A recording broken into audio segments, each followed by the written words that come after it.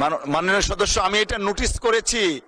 আপনি আপনি এবং আপনার পাশের জনাব আক্তার হোসেন আপনারা দুই হাত চাপড়িয়েছেন, নোটিস করেছি। ধন্যবাদ। দুহাত চাপড়িয়ে এই মানে এই এই অধ্যাদেশটি পাশ করবার জন্য, সর্বসম্মত পাশ করবার জন্য দুহাত চাপড়িয়ে এটাকে সমর্থন করবার জন্য মাননীয় সংসদ সদস্য শাহজাহান চৌধুরী উত্থাপন করেছিলেন।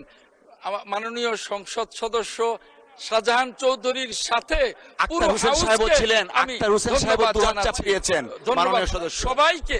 সবাইকে আমি ধন্যবাদ জানাচ্ছি। ধন্যবাদ মাননীয় স্পিকার, ধন্যবাদ মাননীয় স্পিকার, আপনাকে ধন্যবাদ।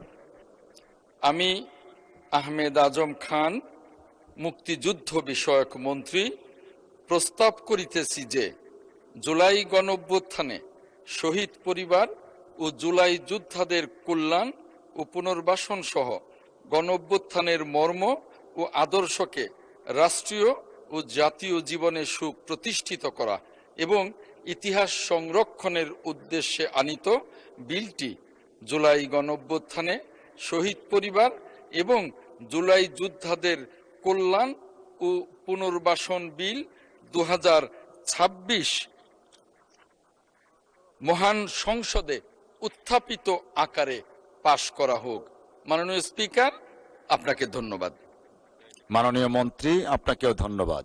মহান সংসদের সামনে প্রশ্ন হচ্ছে, সংসদে উত্থাপিত আকারে জুলাই গণঅভ্যুত্থানের শহীদ পরিবার এবং জুলাই যোদ্ধাদের কল্যাণ ও পুনর্বাসন বিল 2026 পাশ করা হোক।